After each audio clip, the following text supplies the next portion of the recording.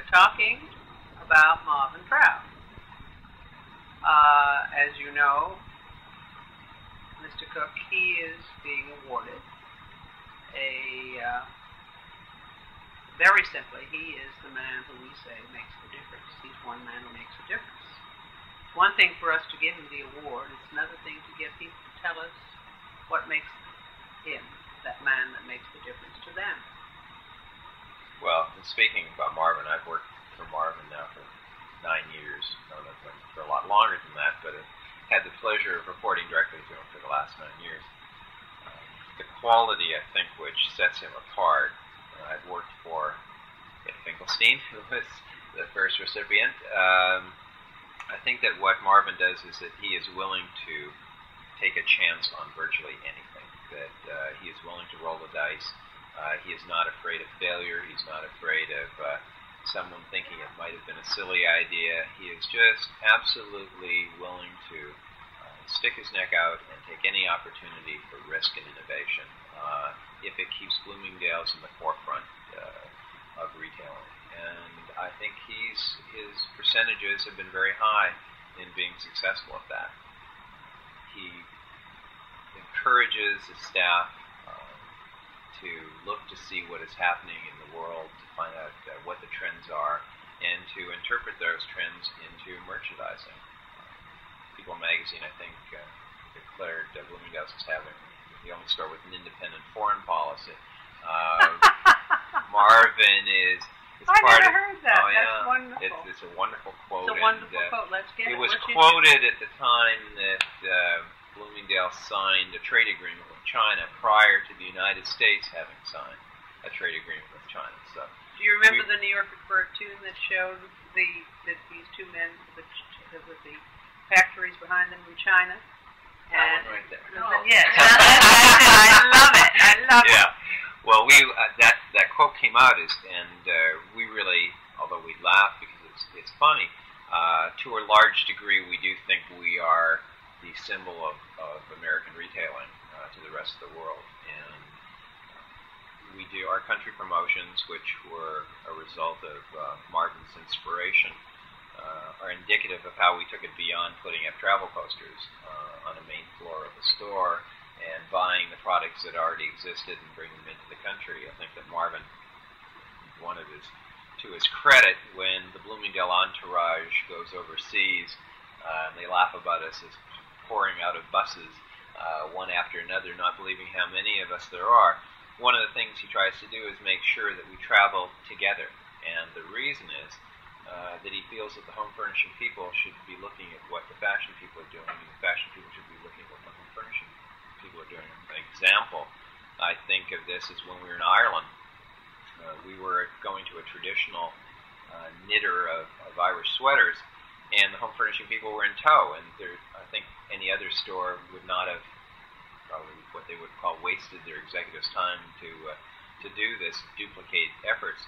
But the home furnishing man looked at the looms and asked if there was a potential that they could possibly loom bedspreads and use the traditional knits, but do the size of a bedspread. And the man who had never ever done that before said he thought they could, and we ended up introducing hand-knit bedspreads for the Irish promotion. I think that would never have occurred if we wouldn't have traveled en masse and seen what was going on in the other people's areas. So Marvin is very much of the fact that not only should we do this in a commercial sense, but we should be doing this in a cultural sense, and that when we travel, we're the first group that's into the museums, that wants to know what shows are happening, what is the newest restaurant, what are the trends in design. Being in the advertising area, I can tell you he encourages us to find out what is on the cutting edge, whether it be old masters who are doing things that might be new to, our shopping bags are great examples. Michael Bray is doing a shopping bag for us. The shopping bag last New Year's was by a very contemporary Greenwich Village artist. So we're willing to take someone that has no name and just has something we think is unique, wonderful, or we're willing to go back to a photographer like Horst and get him back into doing fashion photography, which he had really not done for 30 years in terms of commercial. Your first Lantra, your first Well, or collector's item. Guy Bourdon for Sighs and Whispers. Very difficult man to work with. Highly creative. Took the chance with Guy Bourdon because in that case, he did not allow us to look at the photography prior to it printing. So we had to... Or even to hire the models. No, we were not allowed in the shoot. We had nothing to do with it. He sent the prints directly to the printer. And we were printing a book that we did not know what it looked like. It was controversial. It did go out in a brown wrapper in the mail. And yet, luckily, it was a phenomenal success and probably revolutionized the intimate apparel industry. Well, it gave Limited an idea of why they should get into the lantern business. Right. And it changed, I think, the whole look of the industry in total from just designing it as a basic wear necessity into being a fashion industry. And it spawned our lower level, where lingerie was at that point in time, to being a fashion. Marvin, I think, is one of the most highly creative people I have ever worked with.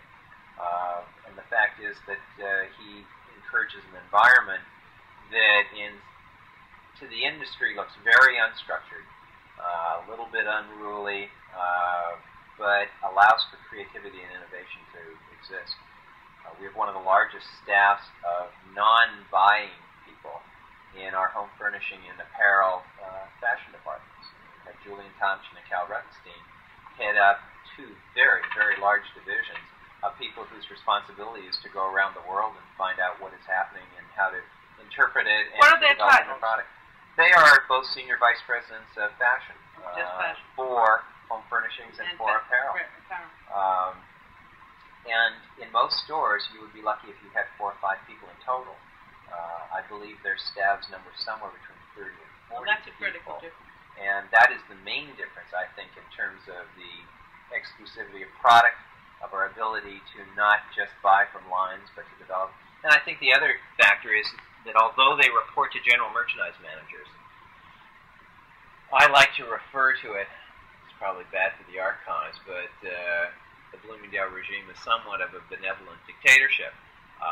Marvin likes to be involved in everything, and he has an eye for almost everything. And I think one of the advantages of a benevolent dictatorship is that a division like the fashion office, or a division like sales promotion, has much more clout in Bloomingdale's and authority. And many of the things that our fashion office people find in other stores would be killed by the merchants because they were too conservative and they wanted to protect the gross margin. They were worried about profits, and they would not allow the fashion divisions to dictate to them what was happening, to be on that cutting edge and to take the markdowns if necessary. Bloomingdale's, because of Marvin, allows people like Cal Ruthenstein and Julian Thompson and myself to have a little bit more authority and power. And as such, the merchandising division listens to us, and we take the chances, and we take the risks, and occasionally we take the markdowns. But it's all done with knowing that out front. And I think that, again, that's, in retailing today, too many stores are becoming similar. There are very few pioneers that are left in the industry. Ed Finkelstein obviously was one. His characteristics and talents are somewhat different than Marvin's. But Marvin is definitely one of the last breed of entrepreneurs that, the store is in many ways a reflection of his own style and personality. Talk about his style and personality. Well, he's very hands-on. He likes to read my smallest ads and look at my largest campaigns. He cares what wine is being served at the black tie galas that we open our country promotions are, how many bars we have, how many bartenders, what the sound system is like. He is very detail-oriented without losing sight of the big picture. Sometimes people, I think, that are very detail-oriented will not understand, the total project. Marvin has the amazing ability to look at the total project and then study every minute detail. He is tireless. I think he has a reputation in the industry of that. He gets up earlier than all of us, and he goes to bed later than all of us, and seems to enjoy every minute of it. So he has an incredible energy. And a sense of concentration, a focus on what he's doing. Oh yeah, he spends a lot of time with his direct reports in meetings to say this is where we're going and this is what we're going to do. And while he gives us the freedom to do it all, at the same time, he doesn't let us feel that he isn't conscious of knowing what we're doing. I'm curious about something. Barbara said it, and you said it in a different way, and perhaps a kinder way. You said you work you move in groups, and you go into a country in groups. And she used the word, we work as a team. And, that word is often a signal that says consensus, mediocrity, averaging out, no one taking responsibility for any real spark difference. Right. What's the mystique here? How do you work as a team and not create a camel? Well, I think that the team is really the fact that as a group we push off in a direction, and we're together at the critical points in which an idea is engendered or a project is begun. But once that has started and we're a team at doing that, we really go out on our own and then 1 month later meet back and say, well, what have you done? And what have you done? And what have you done? Things as, in country promotions, usually there's an overall design that ties into the country. The product, people need that very early on because they're going to incorporate it into product design. Well, the sales promotion division may be going off on one tack of a design that they have in mind. The fashion office, both home furnishings and apparel, may be going in two different directions for their. Marvin may have one direction. Someone in terms of the next meeting will come in and be in the leadership position of having the best design at that point. I think that because we're all somewhat equal, we go into these, and I think that our egos are not in the way of who wins. And I think Marvin helps, it takes a great leader to be able to massage the egos of a lot of creative talent. And I think what he feels is that the good design and good things shouldn't be at the expense of egos, and we should work together to see that we're not afraid that somebody else's idea, although it came from an area that's not ours, and we should have it, that we shouldn't be offended by that. And that's that takes a great amount of tact. It's not easy, but we do touch base from time to time through the process to see what else is going on. Display may have one direction of what they're doing, we may have one. Somehow it has to tie together. I think the team effort is really the fact that we're all on board and all focused on what the attempt, the final result is supposed to be. But we definitely work independently while we're getting there. What's the difference between what used to be conceived of as the international connection that Neiman Marcus was able to achieve with what started with its French fortnight, and which they made a classical part of super promotion retail, and your approach to the whole international scene? Are you talking, do you mean just on the country promotion no, part of it? No. On any part of it? In terms of what we're now talking about, which is bringing to this store the best of the country. Well, what's the difference? I think that much of our day-to-day business is done, in international fashion. So we are bringing countries, to our departments every day. We focus on a country and pick a country or group of countries because we feel that if we concentrate on something, we can find a tremendous number of new resources. I think when we did Ireland, out of the 350 resources that we utilized, 175 of them had never exported to the United States before. Not just sold Bloomingdale's, but ever exported to the United States. What we're in effect doing is creating an industry, and if we didn't have a focus of 180 Bloomingdale people traveling to the country over a period of 5 or 6 months, you would not have that kind of concentrated effort and get that amount of newness and innovation happening at any given time, and it multiplies on itself. We are continually looking around the world to try to find new ideas and new products and new manufacturers, but to be able to concentrate on one small region of the world for a very short period of time. When Bloomingdale sets all that resources that it has and the quality of it at one time, we just get tremendous end results.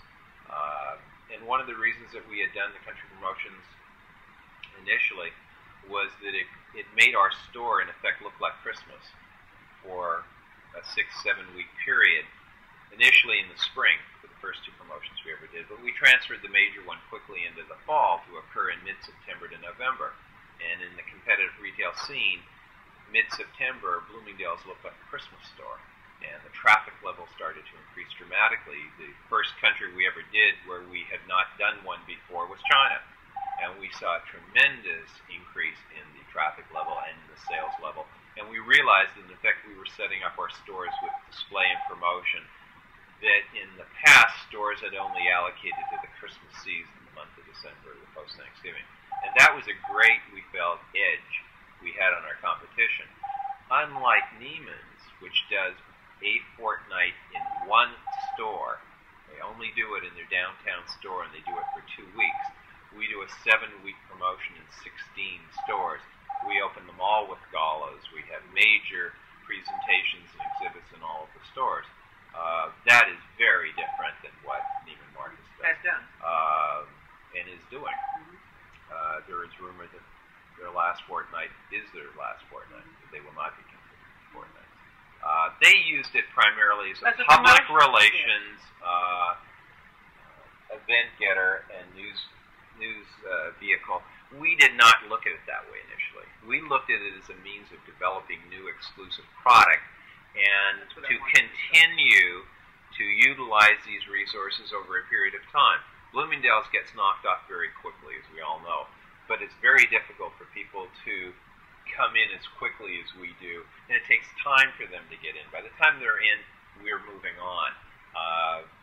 Out of the 175 new resources that send product to the United States to Bloomingdale's from Ireland, I think we did the following year business with 50 of those 175. So that's what it became an ongoing. Now that number may be smaller now because you can't just keep multiplying resources, but in every case, a few resources and manufacturers stick with us. So that maybe we ended up with 5 new ones from Ireland, and 5 new ones from China, and 5 new ones from Japan, and 5 new ones from the Philippines. So over a period of time, and we've done about 15 country promotions now.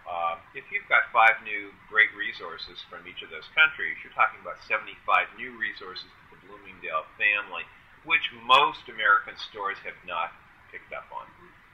That's the edge that we feel we have in both merchandising and promotion. Has someone kept a tally on these 15 countries? Because that would be a critical part of a presentation in which you're talking about 15 countries, how many people went, talk about archives, right. How many people went, how many resources were developed. It's like working with a developing country. Oh, sure. And then what remains? I mean, that historically would be. Well, there's one story actually that another person found.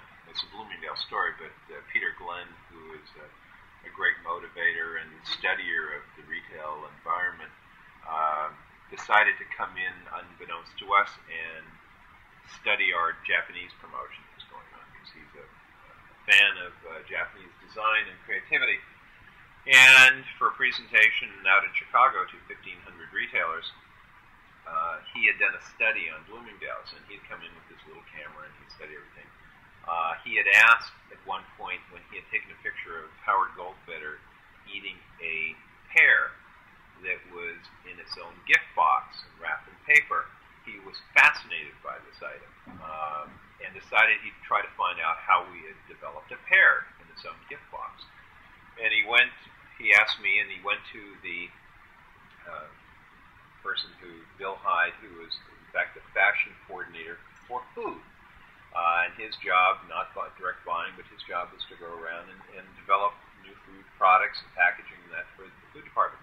And he had gone to Japan and had looked at all the products that he could bring in and found that literally he could get no fresh produce or fruit brought into America that he worked for 6 months on getting anything into the country. And that was his job, day in, day out, was trying to get fresh product from Japan in. Finally, after 6 months negotiating in Washington with the trade, he was allowed to bring in a pair. And he didn't, at that point, to the Japanese, giving food is a great symbol and a great gift. And he decided that it would be put in tissue and then we wrapped in a box and it would have a story. I think it sold for $2 for one pair to bring in, and I think we had ordered, the most we could bring in was something like 2,400, and they were sold out in the first 2 days. But this man, who spent 6 months working on anything, was proud to get a $2 pair. Now, if you were in a typical retail store, you would not allow your people to devote that amount of time and energy to the end result being a pair. At Bloomingdale's, it was considered a success to have achieved that. So there's a great difference here in how Marvin and the Bloomingdale management evaluates a person's contribution to the store. Being able to bring into it things that create a difference is a reward in itself. It does not, eventually it will be bottom line. We're a public corporation, we have got to earn money. But there are many ways in which to do that, and our way is to keep doing the things that make us a store like no other.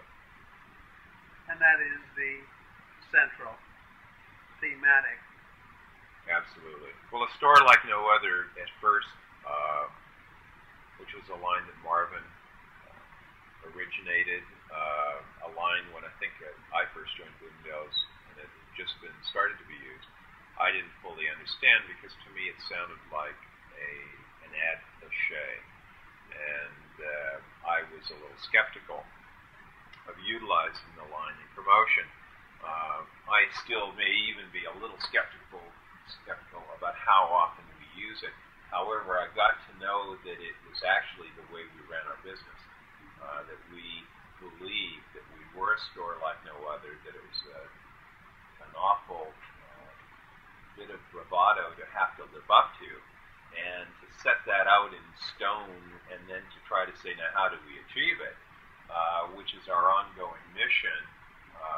We do believe in change for change's sake. Not many people do. We do.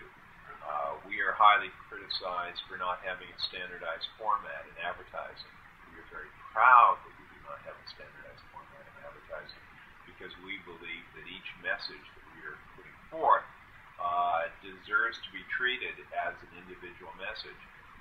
We do not... And more extensive to produce that. Oh, it's extremely. We don't run anything twice. We don't have a standard layout and design. We have a style. We have a definite style to our advertising. Let's talk about the style. What is the criteria? What is the aesthetic? What is the style? What is the unique thing that sets it apart? Well, I think that, like a lot of stores, we do believe in quality, a high degree of quality in our advertising, in which I need to say that we will use only what we consider the top photographers, the top artists. We want ones that we give them a creative platform in which to operate. We don't dictate to them what they have to do. We tell them the objective, and we tell them that we're hiring their talents to resolve the problem. It's obvious that doesn't happen with many of the retail stores, with many of the creative people, because we find them very eager to work for us where they don't work for other clients. And that's because we involve them in the creative solving of the problem. And they don't get that from other people. We want what we've seen you do already. We're willing to let them change. We're hiring them for their talent. We want to listen to them. We just give them what the objective is. And then we work with them to see that it comes about. And they're willing to do things with us they would never do with anyone else because we give them that leverage. We do that with the same thing with your own people. We do. Oh, I definitely do. I think Marvin with his direct reports, and I think most of us that are his direct reports treat our own people that way. We very much are willing to let them take a chance and to make mistakes. And we do make mistakes. But I do think that, the style we have is that we want to be the first to try something. We always want to be the first. Not in bad taste. We do not want to try something in bad taste. So it has to be high standards, high quality. But we like to be very innovative. We'd like to find out what is happening out there, and can we be the first to experiment with it? It became cliche-ish only because of the success of it, but when we did Chariots of Fire, that movie was only in one movie theater in New York when it first broke. It was done by a commercial photographer, director from England. We happened to see it one day, and we decided to take the entire ad department over because we thought it was a great artistic piece. We took them over. My creative director decided that the men's division should see it, so we arranged a private screening. Yes. We arranged a private screening for the men's division. We then said, I wonder if the stars would be willing to model in it. And at that point, it was an unknown movie. No one would buy it. And we did get Charleston and Ben Cross. Great. And then we said, well, Ralph Lauren who should photograph it? Well, Snowden should photograph it. Now, that, in retrospect, looks like bandwagon because it looked like if you didn't know that we had seen it prior to